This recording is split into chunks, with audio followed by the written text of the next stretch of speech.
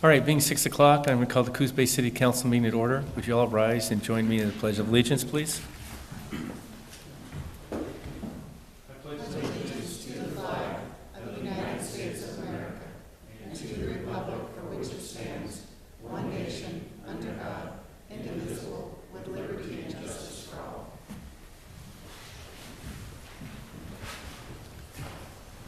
Okay, first thing on the agenda this evening is public comments, and so this would be time to come forth and make a comment, preferably something that's not on the agenda this evening.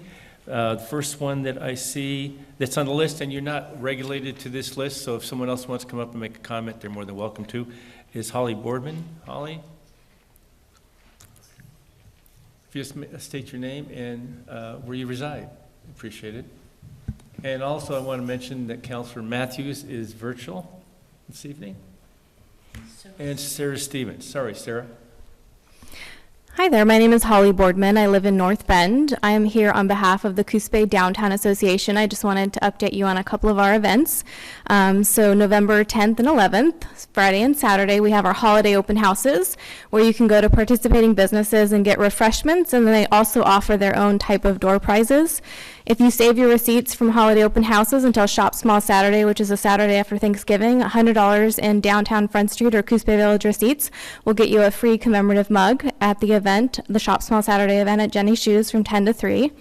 And then also we have our Santa Comes to Town, which is our annual event. That'll be the Friday after Thanksgiving. Santa will come in a creative way, and it's an exciting new way for everyone to see how he comes every year. And we'll have cookies and cider at the Visitor Center, and the Pacific School of Dance will perform at 5:15. And then at 5:30, Mayor Benetti and Santa Claus will light the tree. And then we'll all walk over together to the Egyptian Theater, and kids can sit on Santa's lap and tell them his wish list, and they get a candy cane. And then around 7 o'clock, we watch the movie Elf, and during the snowball fight scene, we ask that people bring new rolled up balls of socks, and they have a sock ball fight during the snowball fight scene. And then we donate those socks to local homeless shelters. Our last count of those was 3,600 pairs of socks. So you can see what a fun event it is for the community. And then on Saturday, we have Santa and a matinee and Elf, and then Santa again at 7 o'clock. Hope to see you there. Thanks, Holly. Thanks. Yeah, if you haven't ever been to that Elf showing and the sock throwing is quite the event. It's very entertaining, so anyway. Okay, and then we also have Dean. No? No, I thought that was at the end of that. Okay, so any other public comments this evening? Yes, come on up. Just give us your name and where you reside, please. I'm the timekeeper. I'll let you know when you have 1 minute left. So for everyone that is speaking this evening for public comments, it's 3 minutes, and our timekeeper is our city attorney, Nate McClintock, and he does a very good job of it. Any of those have spoken here before, so go ahead, please. Thank you. My name is Dawn Blowers, and I live in Charleston. I just want to say that I'm here about bike paths and signs, and I don't feel very safe using my bicycle on the street, so I'm hoping sometime soon we'll be able to have some bike paths and things that go along with that. All right. So, and one other thing, separate from the bike path issue is the wind turbine.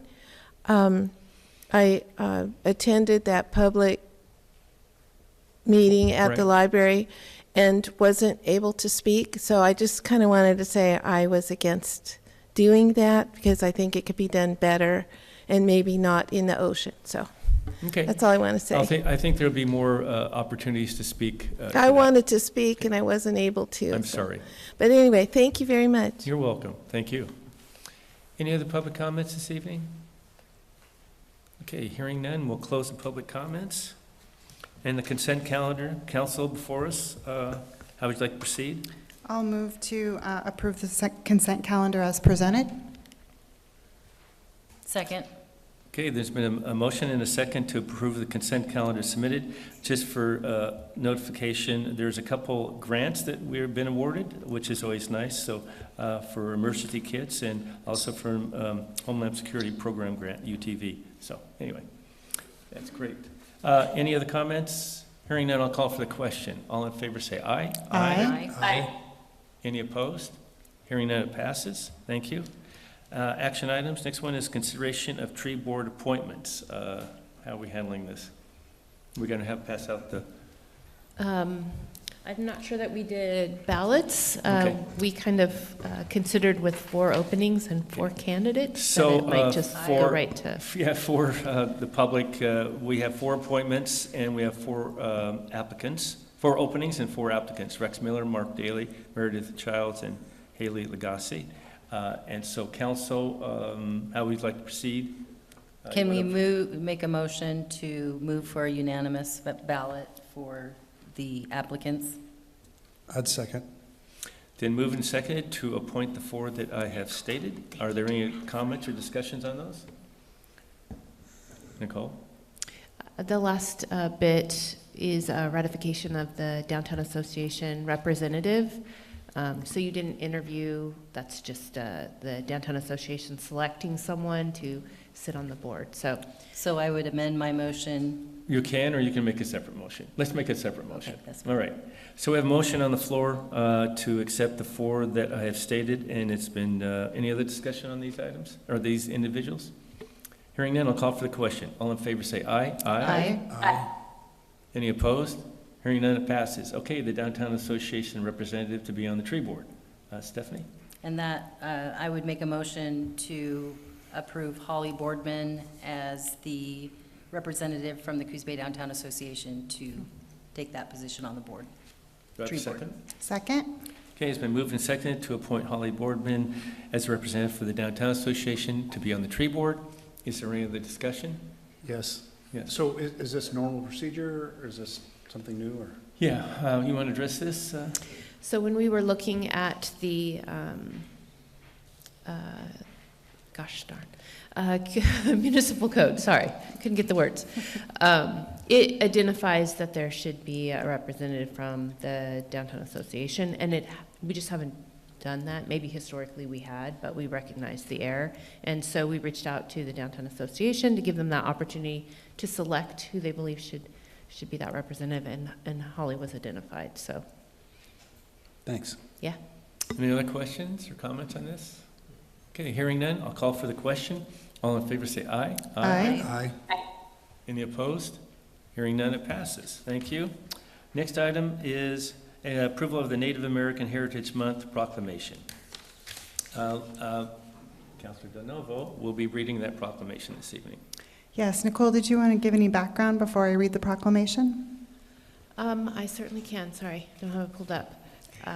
Essentially, this is a opportunity for City Council to acknowledge what is across the nation being acknowledged for November as Native American History Month. We have done this in the past. It is important to do so with the 3 tribes that we acknowledge are in our area here. Again, that's obviously your option to do so, but they are significant contributors to the life we all enjoy here in our region. So I believe it's been updated slightly to include some additional words around language, as we acknowledge that's also an important thing to continue to support in the efforts to grow awareness around the language of the tribes in our area. So other than that, it's very much standard for what other communities are looking at to approve in their communities. And I believe this is the third year that we've done this. Is that correct, Nicole? Yes. Great, thank you. With that, would you like me to read the proclamation, Please. Mr. Mayor? Whereas Native American Heritage Month is celebrated every year to recognize Native American cultures, contributions, history, language, traditions, art, and land, and whereas the history and culture of the city of Coos Bay have been significantly influenced by Indigenous peoples and recognize their ongoing exercise of inherent sovereignty through dedicated stewardship, preservation of knowledge, teachings, language, and traditions, and are respected and celebrated as part of a rich legacy throughout our shared area. And whereas the City of Coos Bay recognizes and honors the ancestral lands of the Indigenous people, affirming that our city, established in 1953, is a continuation of their enduring presence and invaluable contributions. And whereas the City of Coos Bay acknowledges the ongoing significance of tribal restoration efforts and honors their sustained contributions to the city, Native Americans have enriched our heritage and continue to add all aspects of our society through their generous sharing of culture and their continued practice of teaching economic, environmental, and cultural sustainability. And whereas, in celebration of Native American Heritage Month, the City of Coos Bay wishes to encourage everyone to join in recognizing the vibrant diversity, accomplishments, and invaluable contributions the Native American community has made to our society. We extend our gratitude to all local organizations working in collaboration with and in support of the Native American community.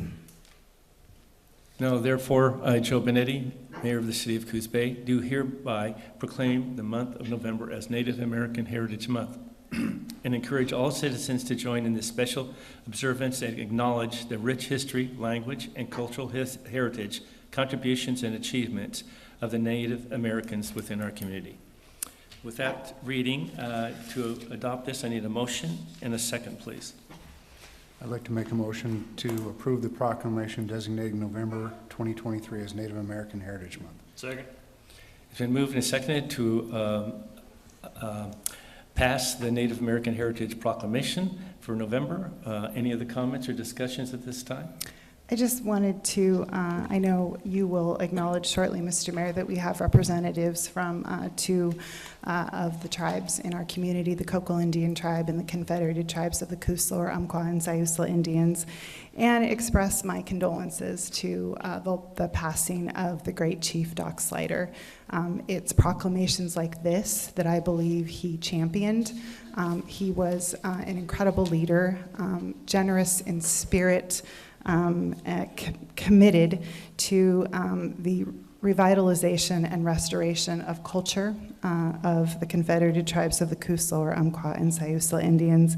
For those of you who don't know, my late husband, Chief Don Ivy, and Doc Slider were friends as children. They surfed together on Bassendorf, and they were two men who worked diligently behind the scenes, championing the rights of Indigenous people, of sovereignty and self-sufficiency. And my heartfelt condolences go out to his sons, his wife Debbie, and to the entire tribal community. So my sincere condolences to you.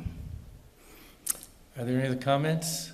Okay, hearing none, I'll ask for the question. All in favor say aye. Aye. Aye. Any opposed? Hearing none, it passes. I just want to recognize a few Native Americans since we have this proclamation for us. For the Coquille tribe, we have Chair Mead, and from the Confederated Tribes of the Coos, Lower Umpqua, and Siuslaw, tribal members Doug Barrett, Anna Helms, and Mark Petrie.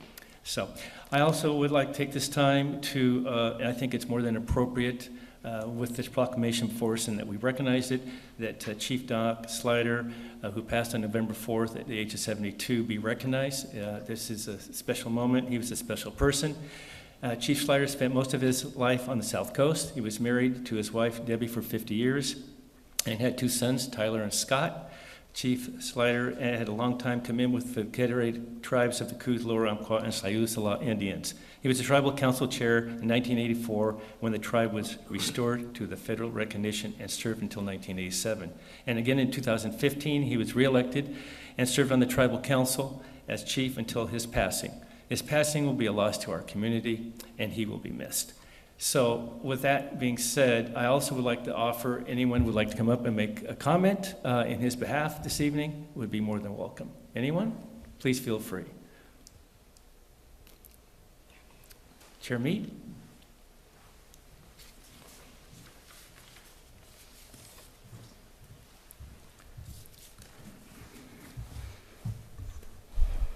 Thank you, Mayor, and City Council members. Thank you so much for allowing just a few minutes. I won't take up too much of your time.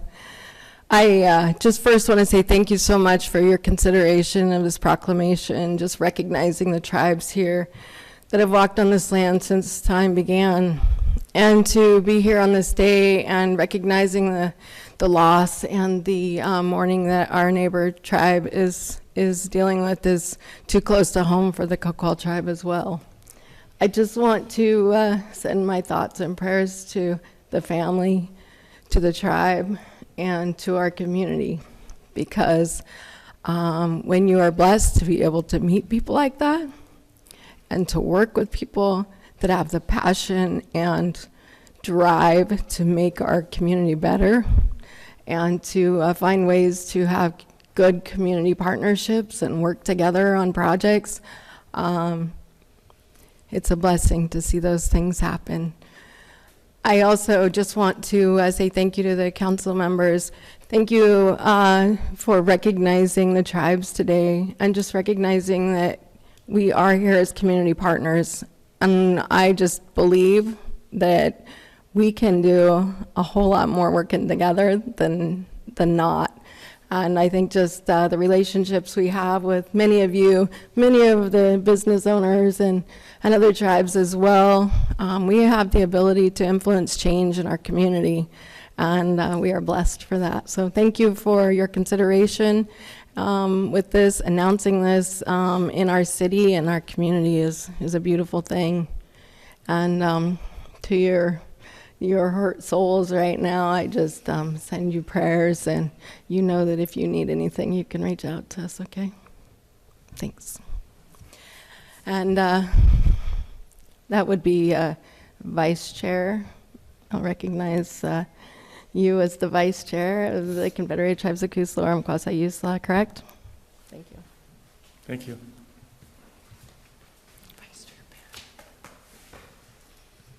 I just want to say, whatever she said, ditto.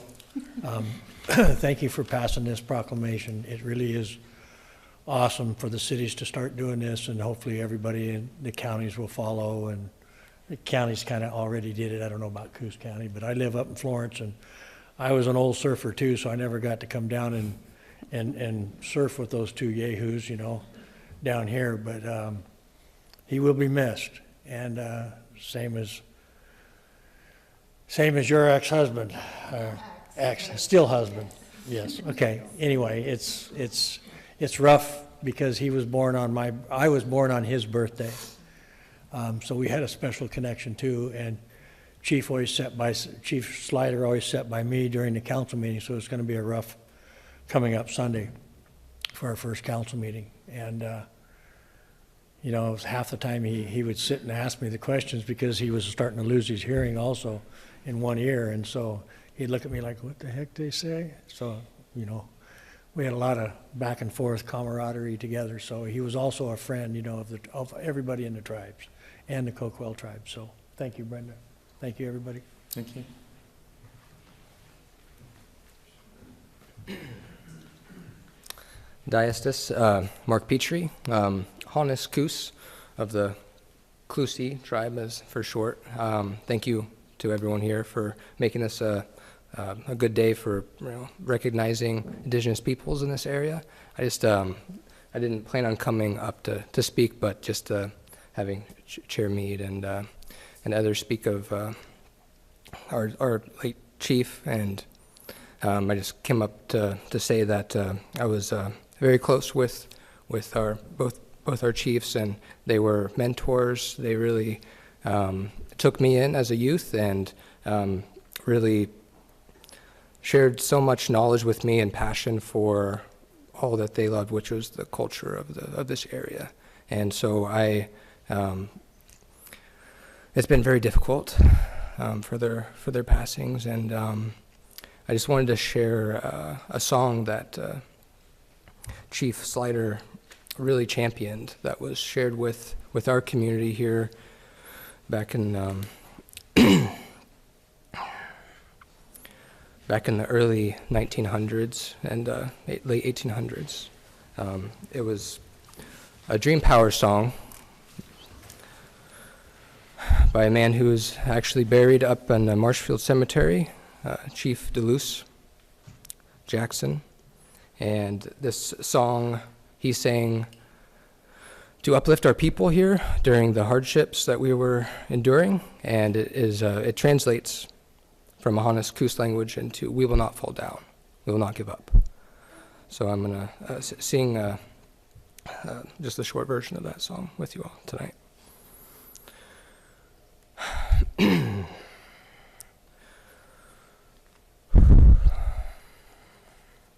Li helahan tu itinia, li helahan tu itinia, li helahan tu itinia, li helahan tu itinia, li helahan tu itinia, li helahan tu itinia, li helahan tu itinia, li helahan tu itinia.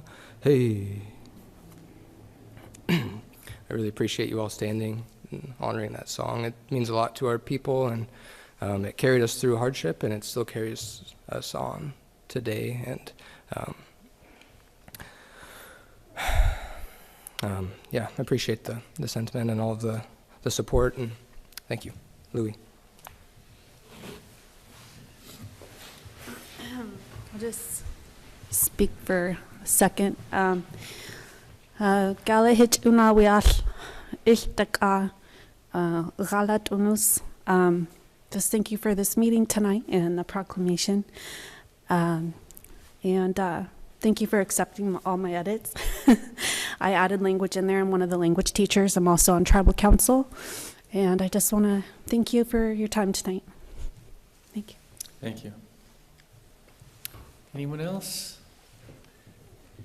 I just want to thank you all for coming and sharing these moments with us. And so thank you so much. And again, we're sorry for your loss.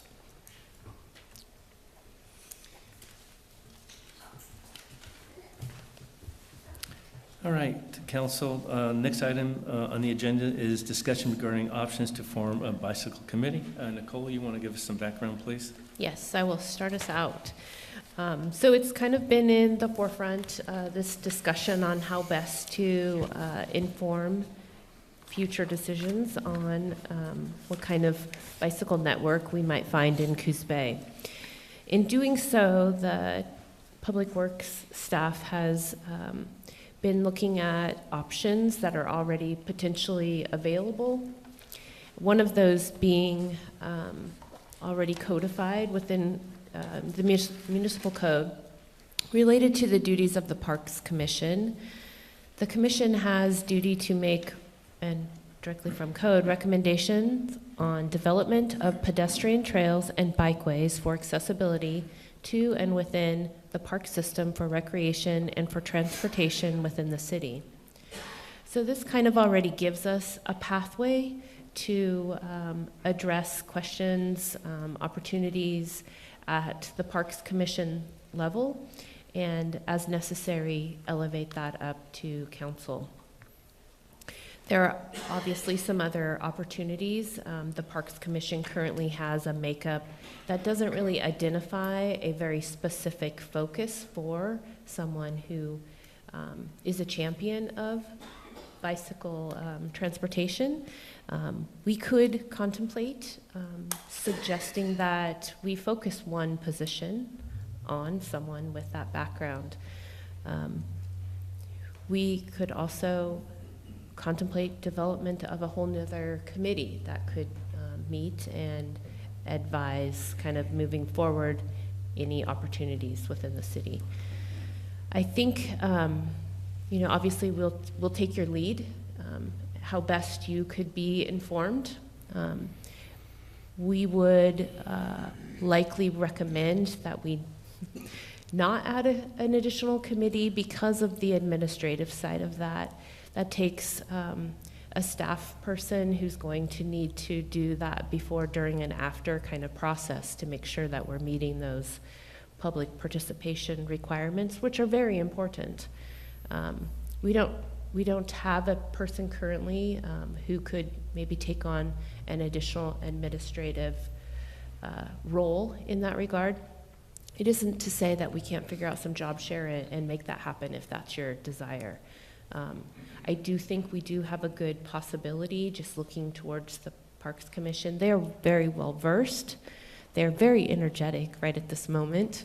That may not always be the case, and we may need to look at another alternative in the future, but it does lead us to a good start. We could contemplate adding some ad hoc members, to that committee as it stands right now, but there are options.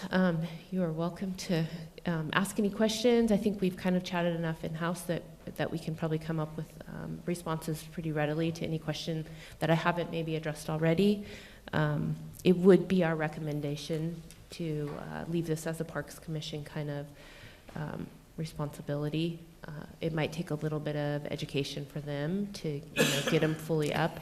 We do, as part of projects, look at where we can add bicycle pathways in those projects. So that is a part of our process, and maybe there's some expansion necessary. There are options, so I guess that's where I would start you off and encourage some conversation. Okay, so let me start with Sarah, Councilor Stevens, because she had asked that this be put on the agenda. So Sarah, I'm going to have you start with any comments that you might like to add. Yeah, thanks, Joe. I appreciate the comments from Nicole, and my intention in bringing it to the council was just so that we could have a public discussion about how to best move forward. I think bike lanes and bike expansion and bike safety is really important to the future and growth in our community, and something that I'd like to see additional attention put on. And I also share Nicole's concern around staff capacity and how the city staff would manage another committee. And so I really like the suggestions that Nicole put forth around adding a bike expert on the Parks Commission in the future, and I think that's a good solution. All right, thank you. I also want to let the citizens know that we will open up public comments after we take some discussion here and go from there, okay? Anyone else want to talk about this before we have the citizens make comments? Nicole, I just wanted to make sure, it's my understanding that when we are considering changes to a road or looking at opportunities for pavement, that's probably not a good example, but we're always looking for opportunities for bike paths. Is that correct? And I think we've made that commitment that goes through the review committee, so that is something that is kind of always at the top of the list when we're looking at road repair. Yes, that is my understanding. It's kind of part of that checklist process that we are looking at those opportunities when we are touching a road. I don't know if Jim or even Jennifer has any depth to add to that. I don't have much more to add. Usually it's when we're doing a major project, like when we were doing 4th Street. That was part of the conversation. And at that time, it was not recommended that we move forward with bike lanes on that portion of 4th. I appreciate, though, it's really when it's major projects, that's when we're, that's definitely when we're reviewing that, correct? Yes. Okay, thank you. Any other council comments at this time? I'll chime in. I'm on the Parks Commission as well. And I will say that we are pretty busy with a lot of things to review, just within parks and in general. And I do see some overlap. I would really like to see some additional input from people with a more focused bicycle background, in order to make this really fly, if we were going to go with the Parks Commission route as opposed to the bicycle committee itself. We don't, as the parks, we don't really deal with streets and roads very often. So it would be definitely something that would require more time investment to understand the intricacies of traffic flow and how that plays along with bicycles. So it's definitely an added layer of attention that the Parks Commissioners will need to, I guess, entertain. But I could see the value of at least starting with the Parks Commission, and with additional time from city staff, opening up someday somehow magically, if we had the ability to form our own bicycle committee, I think it deserves its own committee. But understanding the constraints of staff time, I think it would be wise to at least get it off the ground with the Parks Commission. Did you want to say something at this time? Yeah, I think I have a couple of comments to make on it. I did go back and look at the ordinance, or the Parks Commission that's located on the website, that was implemented in 1986. Yes, I understand that times have changed. We have a lot more traffic on the roads since then. But this seems to me to be more of a transportation issue as opposed to a parks. I think there is a section in there that can be interpreted when you talk about accessibility to. I can't guess what the interpretation of that was from 1986, but I would think it would be getting across streets to parks, like if you look at Mingus Park, and systems like that. This just does not feel like a Parks Commission thing to me. It feels like something that we have a means to discuss and talk about when we're doing road improvements. As Carmen indicated, and he's on that commission, we have a lot of park properties, and maintaining that is a difficulty. There's not a lot of funding to go around. I think I don't favor a subcommittee either. I think at this point I would have to say, we'd have to change the ordinance to more specifically address this with the Parks Commission.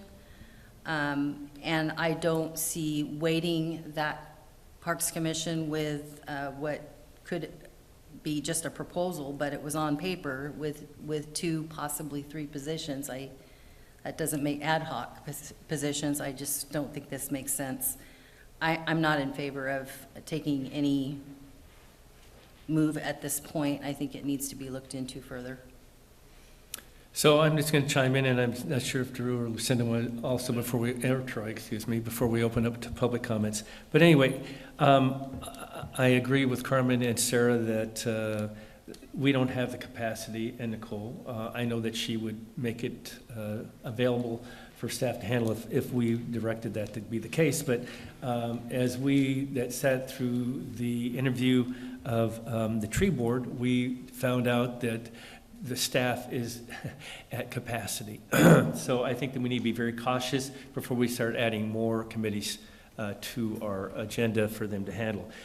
We don't have a transportation committee. That's maybe something that we should be looking at in the future. As Carmen said, as staff comes on board and we have more capacity, maybe it's something we can look at. But in the meantime, it's something that we are facing as, the bicycle lanes, and I think that we need to be somewhat conscious of what's going on. So we have two people, Carmen Matthews, who rides bikes, and Jamie Faraday, who is an avid bike rider that brings some knowledge. They're not some of the individuals that have come forth to us, but I think they could have a agenda item and get some information. I know they have a lot on their plate, like Carmen said, but I don't know. The other thing is not having anything done with the bicycle committee. I mean, I don't think that's the way to go either. I think it does need to be addressed. The ordinance is pretty simple to change. Nate, an ordinance is not difficult. We just changed parameters, and since it's 1986, I don't think it's a problem to upgrade it and make sure that on the Parks Commission, when new appointees come open, that we make sure that there are one or two individuals that are on the bicycle, that have a bicycle background, I should say, that can bring that aspect to that Parks Commission. And that's a start. I mean, that's not the perfect spot. I think Stephanie brought that up. So anyway, those are my thoughts. Any others from Drew, Lucinda, or Troy before we open it up? I do appreciate Councilor Kilmer's comments about where this should land, but I also agree that we are not in a place right now to create another committee. I also am concerned about the precedent it sets, right? So this came before us, and I'm passionate, but please know about bicycles, but if everyone comes to council and they want to form a committee, we're not going to have the staff capacity to be able to do that. I actually like the subcommittee idea of, maybe a few members so that we're not taxing the Parks Commission as much. And maybe it's 3 people who are on that, and then they can report back to council so that we're continuing to advance bicycle paths in this community. I agree that it's not perfect, but I do think we need to do something right now. And so I guess I would be a proponent of adding several members onto the Parks Commission and perhaps creating a subcommittee so that, to your point, Councilor Kilmer, there are a lot of duties and there's a lot of work that the Parks Commission addresses, and we don't want to overtax them. Drew? So, yeah, in the interest of staff time and capacity, I'm not interested in making a bicycle committee, but I think putting it into the Parks Commission, while not ideal, is the best. Out of all the committees, I don't see another one that would fit very well in Parks. You got to kind of shoehorn it in there, but it's a place that it can start, and if it grows legs, we look at the next step and what we can do to help it run. But out the gate, I think tucking it under Parks and seeing what it does is a good start. All right, Troy, any comments? Okay, so before we deliberate anymore up here, I'm going to open this up to public comments. Anyone like to come forth to make a comment about the bicycle committee? This would be the time. Yeah. We got Holly Boardman, and then I'll call on you next.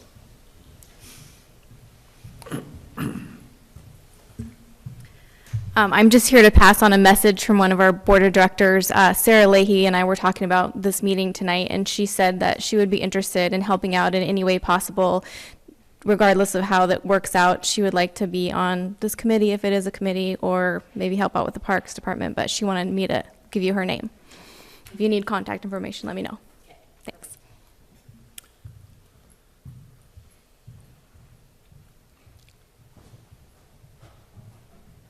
Okay, hello. My name's Eric. And first I want to say I was pleasantly surprised by the presence of all the tribal members, and I just want to express gratitude and condolences for the loss of the chief. So thank you for everything the tribes do for our community.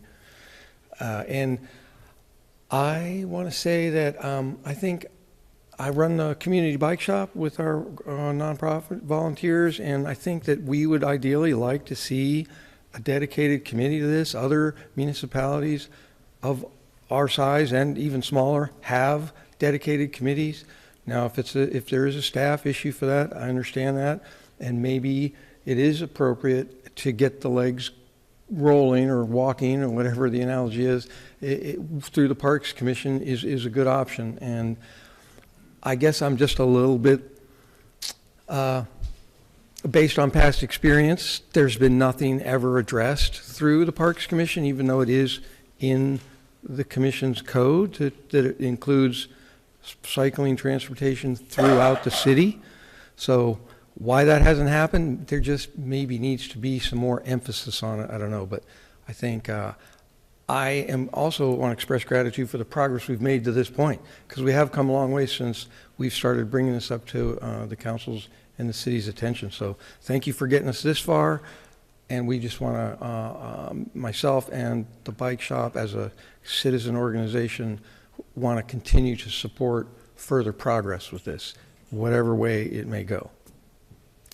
Thank you. Any other comments? Yes.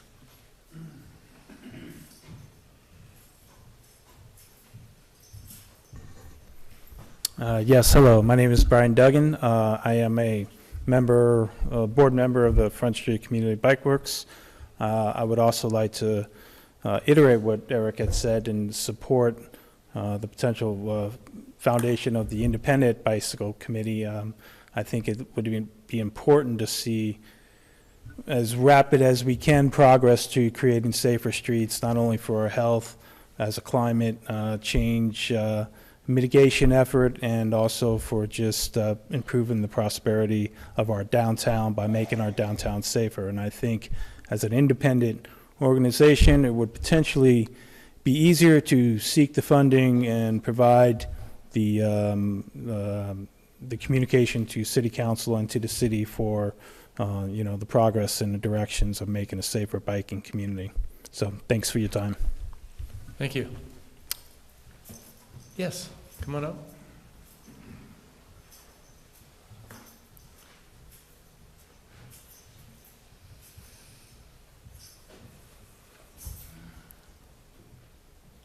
My name is Dean Lundy. I represent the Divine Nature Academy Nature School. I'm not as civilized as most of these people.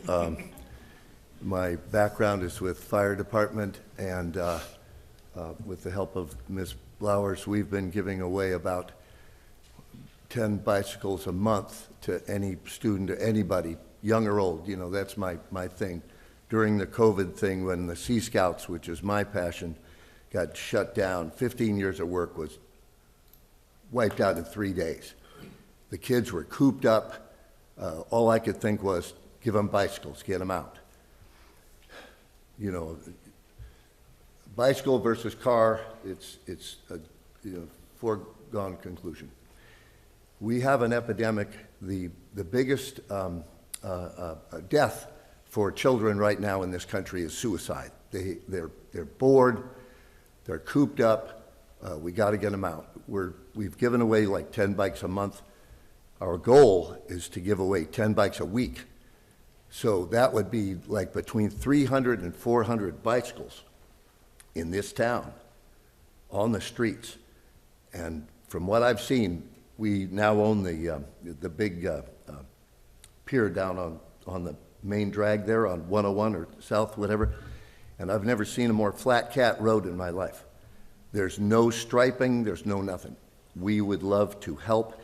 I don't agree with a lot of the people that we have time to discuss this and stuff. I don't believe that we need a committee and stuff. We need a strike group to start striping and protecting the roadways for bicycles. That's my comment. You know, we are in the crest of bicycles are coming in. There's e-bikes, there's tons of more bikes. Even the old fossils that come in with the motorhomes have electric bikes on there. Thank you very much. Thank you. Anyone else want to make a public comment about the bicycle committee? Yes.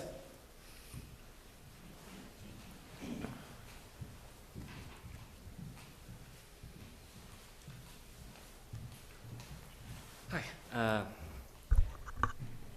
My name is Dylan Hoodfoster. I'm a volunteer mechanic at the Front Street Community Bike Shop. I want to respectfully address comment that the council president made.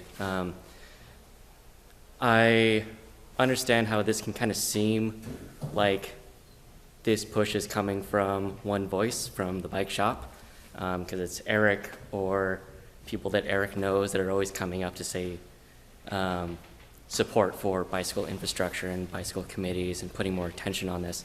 But I think there is an underappreciated constituency that is using bikes or would use bikes if there was just a little bit more accommodation there. I work with people from all different demographics, income levels, kids' bikes, adults' bikes, free bikes, for hours a week, because that's something I like to do, and it's because it's something that's really valuable to those folks. And I think this city could do a lot to support a lot of people by putting a little bit more attention on this issue. I think it would be very appropriate for a city of this size, with such respectfully underwhelming bicycle infrastructure, to either bring in more people to the Parks Commission or, much more ideally, have a bicycle commission to address this issue. Thank you. Thanks. Anyone else?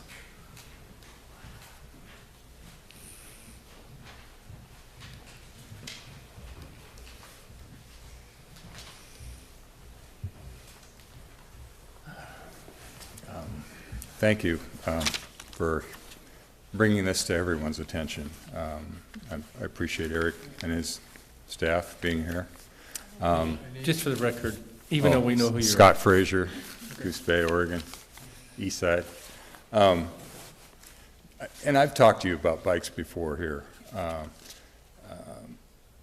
You know, it's something I have a passion for. It's something we can improve for our city, and it could impact a lot of people.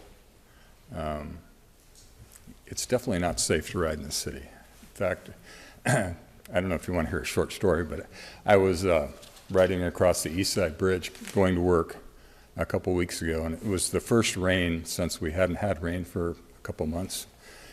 I don't ride on the bridge itself, I ride on the sidewalk because it's too dangerous. And there's a couple places that are smoother than others, and they happen to be metal. Well, the second one, my wheels started going out. And I really thought I was going to biff it bad. In fact, I ended up jumping off the sidewalk onto the road, and nobody was coming to run over me. And I haven't told my wife any of this either. She probably wouldn't let me ride anymore. She'll know now, right? Maybe, but she wouldn't let me ride anymore. But,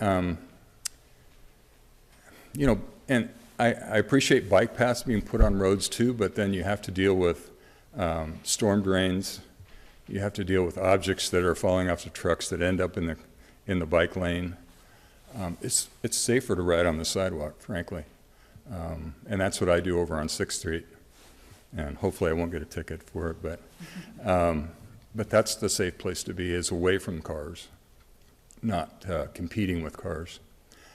So anyway, I'm glad this is being brought up. I want to continue to ride, and I want to do it safely. And I don't want to be in the way of anybody in a car. So thank you.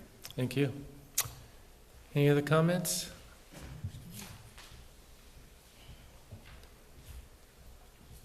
I'm Sage Coleman. I'm a realtor. Hello. Just come up to and Sage Coleman, I'm a realtor. Haven't seen you for a while, Sage. It's been a while. It's good to be back. I wasn't intending to speak up here tonight, but something a gentleman said about an underwhelming bike infrastructure, it made me think of, I'm an Oregon native. I went to college in Santa Cruz, and down there, it's just really bike friendly, right?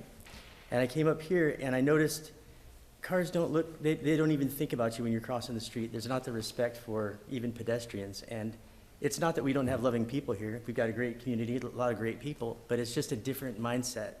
So I think it's something that we need to do and probably do quickly. So, plus a commission. All right, thank you. Anyone else? All right, so we'll close the public hearing. comments on this. So I just want to go over a few of the comments that were made. It would be great if we could just go out and start striping and make a bike lane. Unfortunately, that can't be the case. We have regulations, we have ODOT, we have lots of things that we have to achieve before we can get there. I can also tell you that I feel that we have not addressed this properly in the past. It's been lacking. I think it's something that needs to be improved upon, by no doubt. That needs to happen. But I can also tell you that we've thought about this in the Front Street master plan, blueprint. We discussed it. There is going to be a bike lane there. Those things need to make sure that it happens when they come up. On 4th Street, that was not initiated. That's probably a oversight that should have been done, but it wasn't. So, but we need to make sure that we start making sure that bicycle lanes will be incorporated into the future, however that may be. We also just don't have the capacity to have a separate commission at this time. I'm not saying that it doesn't need to be done, but if we do a separate committee, then I think we need to do a transportation committee that the bike committee could be part of at that point in time, because transportation and bikes go hand in hand, and then transportation is another field that we need to get into and discuss. I also feel that as a subcommittee would be like having another committee for the Parks Commission, but that's me saying it at this point. So I would suggest that we ask the Parks Commission at their next meeting how they feel about this, how they want to integrate this. Do they want a subcommittee? Do they want more members on? Or are they pleased with what's happening? I think they can do it with an agenda item, get the information that's necessary, and then move forward with it to the city and the staff that can handle this. But that's my opinion. I don't sit on the Parks Commission. So, Council, that would be my suggestion, to have the Parks Commission review this, our comments. Carmen can reiterate what's happened on this, and then I'm not sure else who attends, what staff attends the Parks Commission. I believe currently Greg Hamlet, our operations administrator, and I do understand that Jennifer Worsing attends. So we have Jennifer that's here this evening that can also chime in on what's been discussed tonight, and then maybe come back to this council with a recommendation on how they think it should proceed with the Parks Commission, I should say. Thank Council? you, because that's what I was going to ask for. I feel like we really need to, before we take any step, we need to go to the Parks Commission, and I did not get a chance to actually talk to them.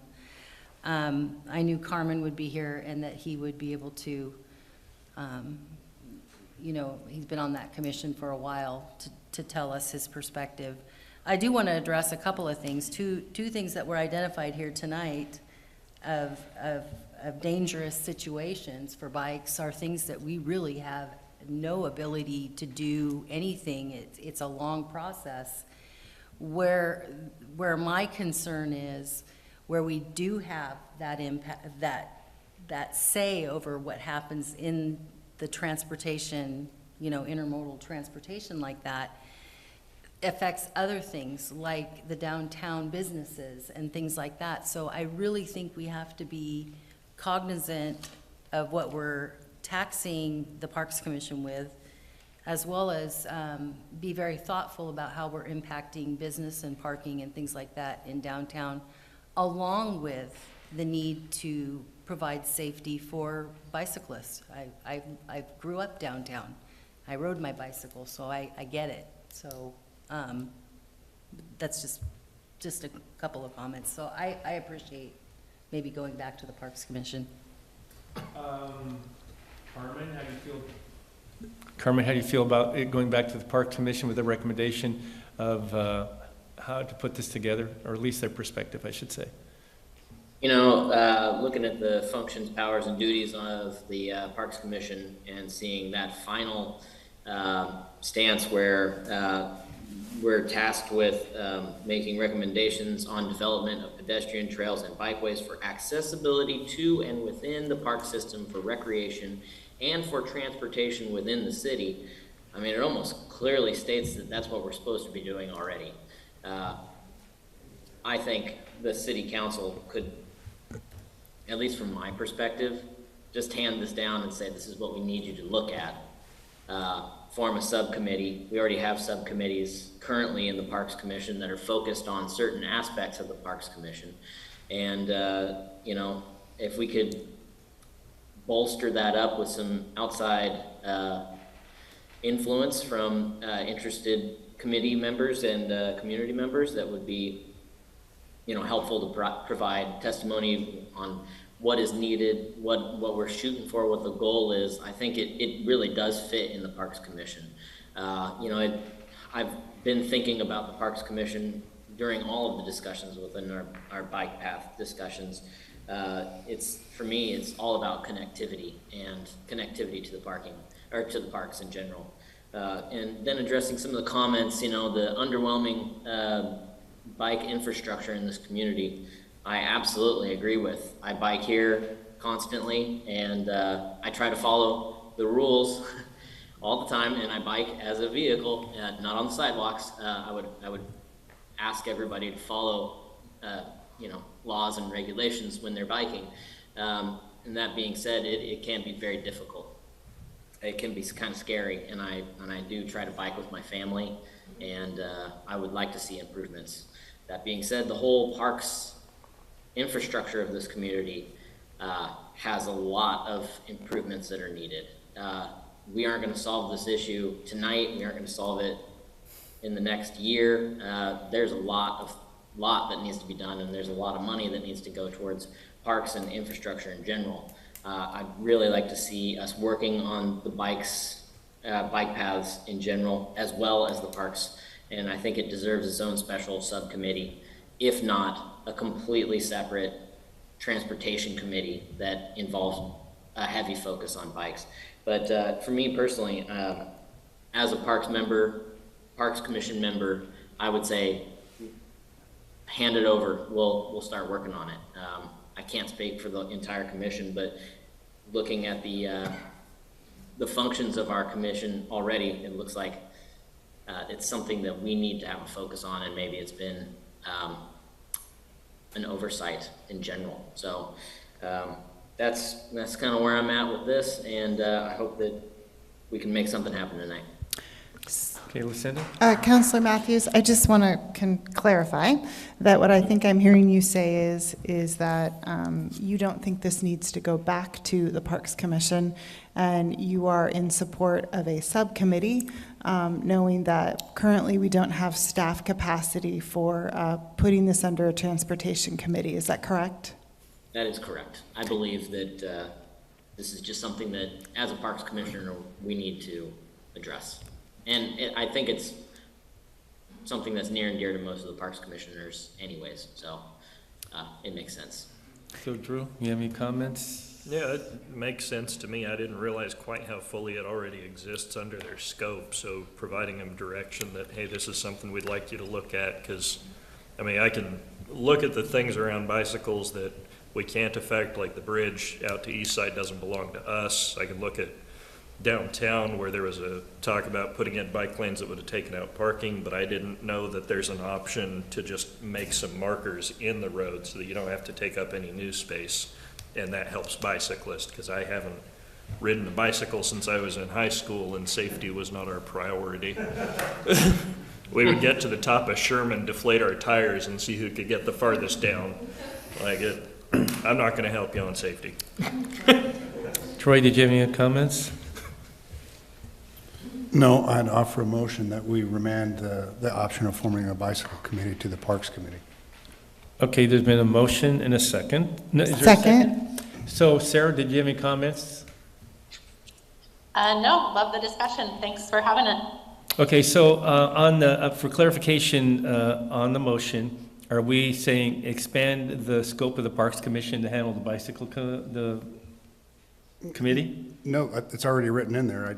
I want to remand the options of how they address it, expand, or deal with it to the Parks Commission. Okay, so there's been a motion that this be remanded to the Parks Commission to deal with the determination of how the bicycle committee will be determined. And it was seconded. Any other comments? Just for my clarification, this is not expanding that commission. I think it's up for them to decide. Right, that's up to them to decide. It's up to them to decide. Okay, and then I forgot my other question. Anyway, I think the Parks Commission can come back and make the determination of how this should proceed and how it should be set up. For clarification on my part, subcommittees have been, through the Parks Commission or whatever, how have they been formed? Just by the committee themselves? Yes, Okay, correct. so fine. And they then can- it doesn't so- necessarily become a staffing issue. Sure. There could be some staffing support, Okay. but it doesn't create that whole, another meeting body that we're Right. kind of generating a whole set of documents and things for. So if the Parks Commission deems it necessary, they can do a subcommittee for this, right? Yes. And just for clarification as well, these meetings are noticed, and anyone can attend those meetings, whether they support or they represent a business or they have great advocacy for bicycles, they can attend those meetings as well. Yes, Parks Commissions are, meetings are just like council, they are posted and agendas made, and the same process that you all experience here happens for them as well. And they have a public comment section in there as well. And they meet every quarter? They actually meet monthly, I believe. Okay. Meet monthly then. Monthly. And you can zoom in to the meetings as well. Okay, any other comments? I'd just like to reiterate that, for businesses like Stephanie mentioned, Councilor Kilmer, having the ability to talk to the commission about concerns within, their decisions about bike lanes and such. That's step one. And then, of course, our recommendations from the Park Commission go to the City Council. That's step two. There's two different ways that you could give your comments to the city as the discussions are being had.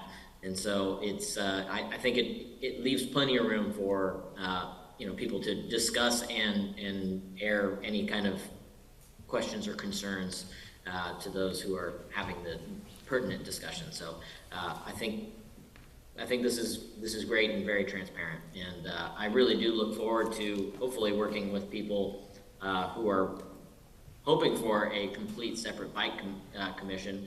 And if this is something that we end up having plenty of stuff to discuss about, I do like the idea of a separate transportation committee if something made sense that way. I don't know if it would be in parks or if it would be in planning, but both of those seem like good spots.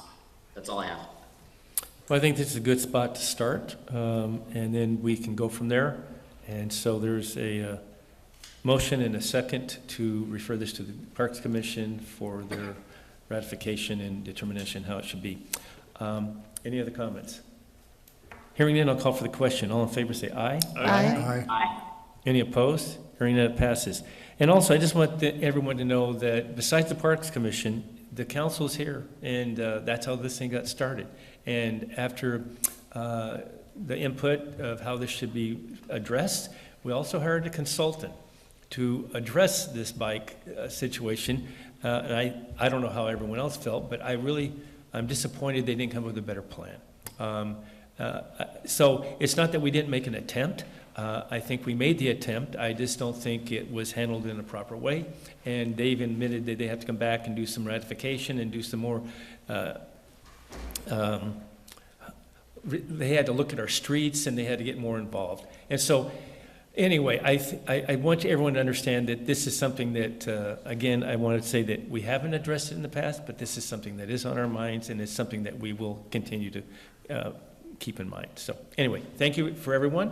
And so we look forward to seeing you again, everyone. All right, Mr. Mayor, at 7 o'clock. Yes. can I also there is a third option that, as Councilor Matthews mentioned, and that is all of us are approachable one-on-one too, if you have some information that can help us. We have emails and phone numbers, and I'm sure that you're familiar with the Parks Commission folks as well. But definitely, if you have some input that needs to go to the council, we're accessible that way too. All right, thank you, everyone. Appreciate it. Next item on the agenda is approval of the Friends of Park Avenue Lot Deed change. Nate.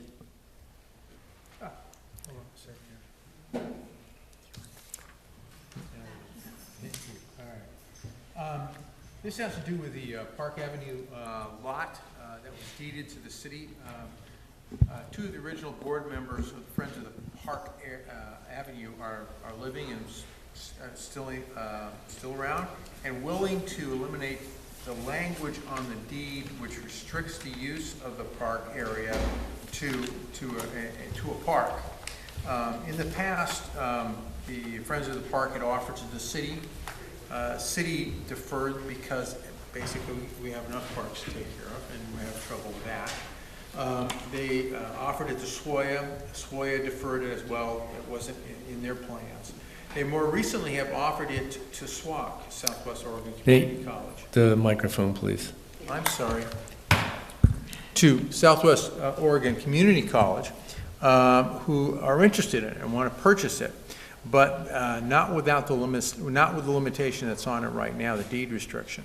Now, with the two members of the Friends of the Park willing now to sign off, basically to remove that restriction, it's up to the city to, if we want to agree to do that. The recommendation of staff is to agree to do that so that the property will not have that restriction, and then Southwestern can take ownership of the property. I'm not too sure, to be honest, unless someone else knows exactly what they have in mind for it. They may not have anything specific at this point. Yeah, but I'm sure it would be an asset to the community college. So it is the requested action on part of the council is to approve the Friends of the Park Area lot deed change to eliminate the stipulation that the property must be used exclusively for a community park. Questions? So why is the city involved? I mean, why isn't they just go straight to the community college? And because I think, if memory serves me right, the city owns the property. We do own the property? With the deed? I didn't think we accepted it. Go ahead. Whoever. There's a stipulation in it that says. There's a deed restriction. Yeah, the deed restriction. On the deed itself, when it was transferred, it was limited. You can't do anything with it other than having it as a ecologically viable park. All right, gotcha. And then that's all you can do with it. Okay. So if we eliminate that or agree, between the city agrees and the Friends of the Park Avenue Oregon group agrees, we can remove that restriction off of the deed, and then Southwestern has the ability to do, anything reasonable, I mean, within constrictions of the city code on that property. Right. So we just forced it to take off the deed restriction. Yeah. In agreement with the Friends of the Park. Right. Dick, did you want to make a comment at all about this? That pretty covered it. And here's one of our members. Mayor. Mr. Mayor and councilors, I think Nate actually laid it out pretty well. The original intent was always that this would be a community park, and the original intent was to deed it back to the community. And we've been working on it for 30 years, and we're getting down to the point there aren't very many Friends of the Park Avenue left alive. So it makes sense to move it on to somebody that can do something with the property. And so you would like to see it go to the college? Yeah, and that's a separate transaction. But, right, I understand. But right now, we need to, in order for it to be of value to anybody, we needed to get the restriction off of it that it be used for park purposes only. Okay. Questions, anyone? So I had a couple of questions. How did they come to acquire that? Was it surplus property because it was a government building at the bottom of the? It originally was purchased for the extension of, I think it was called the 4th Street. It was the reason Park Avenue or 4th Street bypass, and they purchased all that property, including the armory. And so basically, yeah, it was surplus property. And it was there for a purpose. There was some thoughts of other construction there, and the neighbors all got together and put up the money and purchased the property. And we don't know what the college intends to do with that? We don't at this point, no. Okay. And then what is that property zoned? It's R4P. So Or it at could be- least under could the be old housing. designation, that's, Unless it's, it's been changed. it hadn't been changed? I don't know. Okay. Probably. I don't see a reason why. You're right. It was always R4P, so, I grew up at the top of Third Street, so I would have liked to seen a park back when you acquired that. right. All right, any other questions? Well, Nicole, with that zoning, what could the college potentially put there? That's a very good question. Perhaps Jim can Well, assist. our 4P doesn't exist anymore. Oh. And, That's, I'm assuming it might be residential or professional services. It's not residential. They tried to convert it to residential at one point. Some of the neighboring properties are residential, but the park property itself, the park building and the lot across the street and the old Grand Management Building is all, used to be R4P. And I'm not sure what that designation is now. It's probably maybe a commercial piece. Okay. Right. Well, whatever the zoning is what it is, right? So, okay. It's not industrial. No, it's not industrial.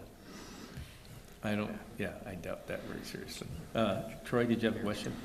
No question, but just to the point, our process is simply to decide whether we are going to agree to remove the deed limitations. Correct. On that property. What happens after that's a completely separate transaction. Exactly. Correct. I understand that, but I kind Anyone of wanted else? to know what direction we were headed Anyone in. have any other questions? Well, I guess my only comment would be, in these instances in the future, can we get a map to look at? It's difficult to know exactly the exact location that we're talking about. So Drew and I are trying to look that up right now. I just want to clarify. So it was intended to be a park, but are we going to have constituents of this community come back and say, we gave it to the college, it's now commercial, and that was a park setting, and now we're going to have upset constituents. So I want to clarify that. Well, I don't know, Dick. So I'm involved, I've heard about this for quite a while. John Knutsen's the other living person, I think, am I correct, that has ownership on this? Who's this? John Knutsen? John Knutsen, yes. So the thing is, it's an empty lot that was never going to be, Okay, it's right there, okay. Sorry, Mr. Mayor, proceed. it was never a park to begin with. It was purchased by the Friends with the intent that the deed restriction be on there and that they give it to the city to turn into a park. That's correct. Originally, the intention was to give it back to the city. Correct. So it's not a park setting, but that's what would have been the ideal thing for the neighborhoods to do. They wanted a park, the city to do it. Great, The city thank you just- for the clarification. In the future, can we have a map? And then I Yes, want to ask these that's questions. all on me. Yes, agreed. Thank you, Mr. Mayor. So do you want to wait before we get the map? No, I feel like you've given me enough clarification to make an informed decision. And I would say most of the people in the neighborhood probably didn't know that property was restricted. The folks that were there back when this committee existed have all moved away. I think that's absolutely true. In fact, when we started talking about giving it to SWAC, it was a surprise to me as well. And I was on the committee at that point, but I hadn't read the deed to see where it was. But it really doesn't make sense to have anybody take it if it can only be used for park purposes. Because the intention always was that it was coming back to the city. And it didn't end up happening, and the city decided it didn't work within their plans. And then we tried it with SWOIA, and it didn't work within their plans either. So now we're still looking for somebody that can take it over. And it is Friends of Park Avenue is a nonprofit business, but it basically comes down to there's not very many friends left that are willing to donate their time and efforts to do anything with it. So. And I just looked at zoning, and hopefully Jim can help with this as well, but SLR, That's small lot residential.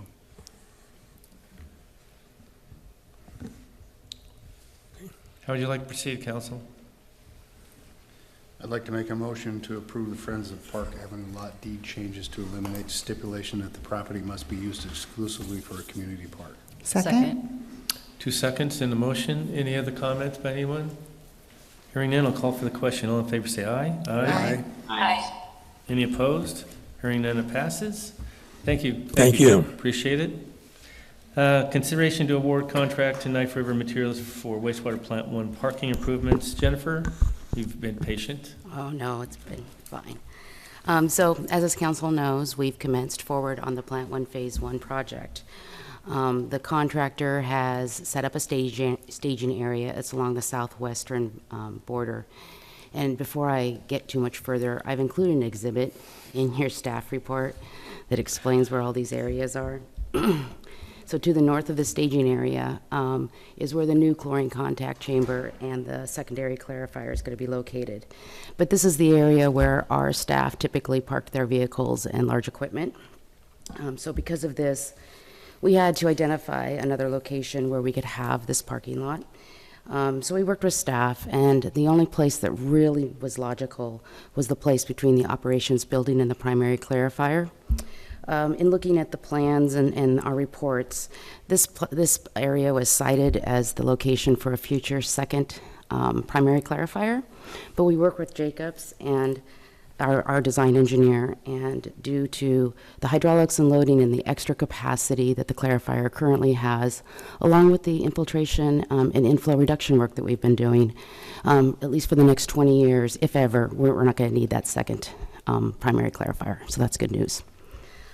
So city staff performed an in-house design on the parking lot. It's going to include 8 regular-sized parking stalls and 3 oversized parking stalls. We advertised for bids. We received 2, one from Knife River for $79,212 and one from Rin Rose for $89,581. Staff had an estimate of $90,000. We reviewed the bids and both deemed them responsive, and it is recommended the council award the contract to Knife River and include a 15% contingency. So funds for this project will come from the Plant 1 line item in the Water Quality Improvement Fund. So this was a planned project in fiscal year ending 2024 budget. However, this project will expend all the funds in that line item. Any additional overage will be covered by the wastewater emergency unplanned line item. So Jennifer, the 15% contingency on top of the $79,212 for Knife River, it comes to around $90,000. That's correct. Okay, thank you. Council? Move that we award Plant 1 parking improvement project to Knife River for a total not to exceed $91,094. Second. Any other comments, council? Anyone? Questions? Hearing none, there's been a motion and a second to approve parking improvements for the Knife River not to exceed $91,994. Any other comments? None, I already said that. Question, all in favor say aye. Aye. Aye. Any opposed? None opposed. All right, city manager's report. Nicole. Thank you. I have a long list. I'm going to probably shorten that up and maybe follow up with an email, just because we're getting a little long in the meeting. It was a good meeting, though. I didn't want to shorten that. So I'm going to just talk about some events that are coming up the rest of the week that might be of interest. I think we already discussed or may have awareness of the Golden Shopping Cart event coming up. That's tomorrow morning. 7:30. Yeah. Our fire chief is going to represent Coos Bay in our attempt to keep that trophy. I'll hope that he's well prepared, has already staked out the space, and knows how to take the trophy with ease. Okay, very good.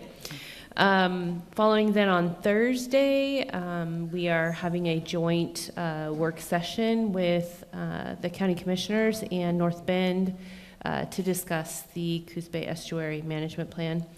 That will then inform all of those entities to then take that back and make their decisions at their upcoming meetings. That's planned for 6 o'clock, so it's a public meeting. People can participate in much the same way as they always do. Friday is going to be observed for Veterans Day, so we'll close City Hall offices. And then Saturday, the 11th, OBAB is partnering with the folks from the Marshfield Pioneer Cemetery to do a cleanup there.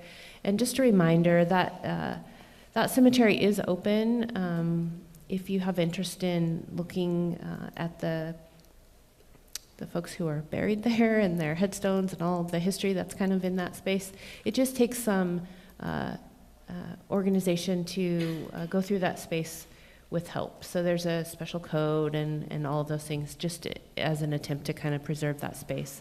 But Saturday is a great opportunity to go. I think they will be open from 9 to 6 if you would like to walk around in that space. And the rest I will follow up, just update kind of information with you guys. Sure. Yeah. All right. Okay. Council comments. Sarah, any comments this evening?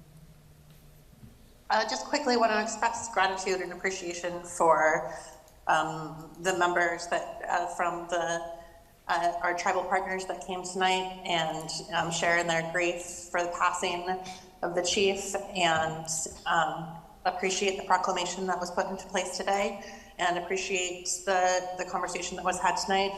Thanks to those who came and provided public comment. Always appreciate it. Thank you. Carmen? Those are pretty much my sentiments exactly. I just wanted to personally extend my condolences to the tribal community for the loss of Chief Doc Slider. It's definitely felt within this community, and I am very appreciative for the tribal community coming to our meeting today to be a part of our proclamation and to share with us in this time of mourning and also of celebration of us all coming together. So it's really important to me that we see more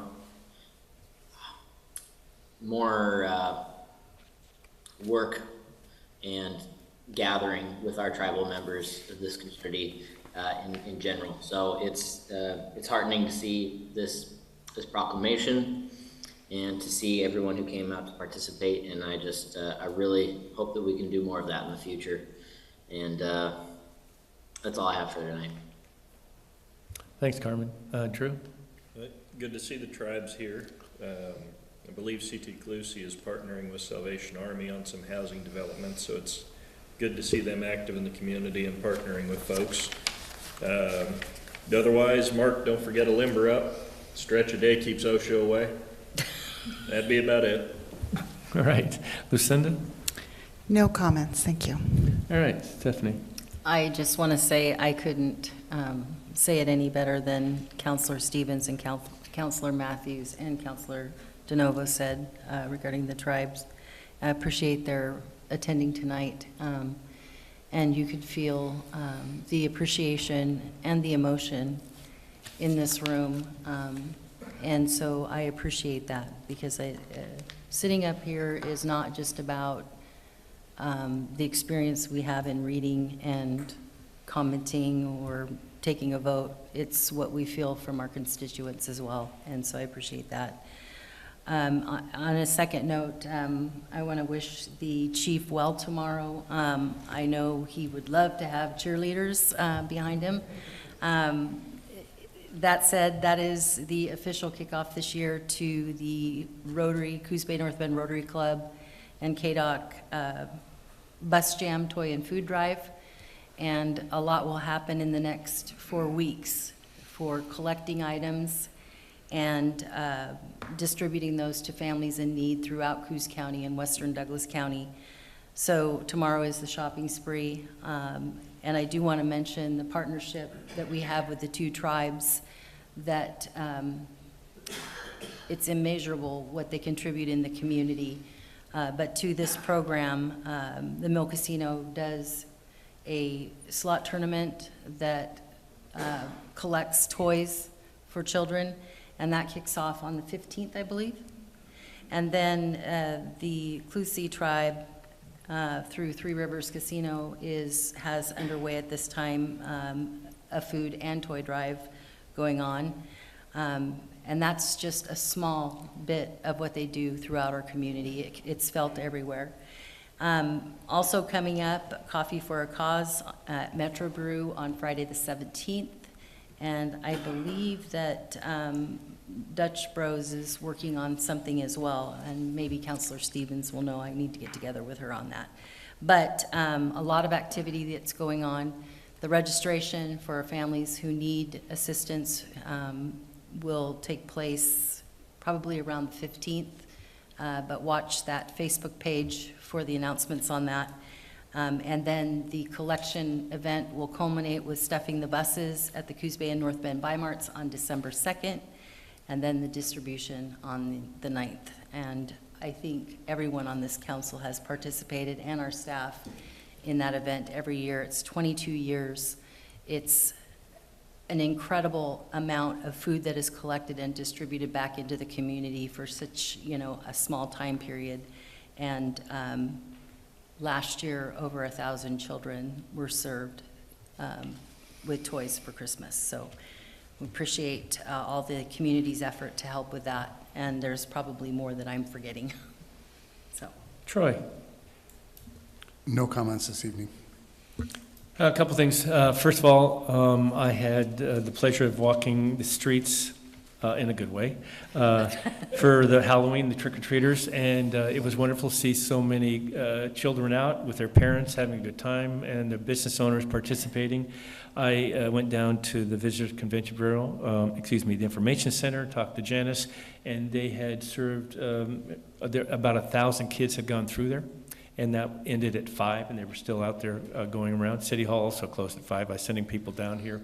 And they called me up. Mark Matichek was one of them. Joe, they're closed. And I said, Nicole, what's going on? And she said, we're closed. So anyway, I changed my tune, and I told them to go to the places. But anyway, it was wonderful to see, as it always is. This time I really just had a chance to walk around and enjoy it. Also, I think it's important to mention that, again, Veterans Day is this Friday, and Chief Doc Slider was a veteran, and I think that we should recognize that also.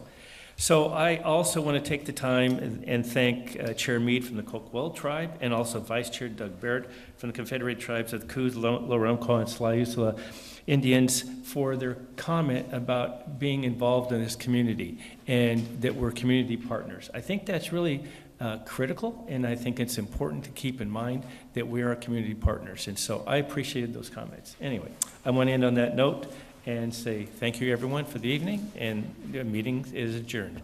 No urban renewal, right? No urban renewal. Meeting's adjourned. Thank you.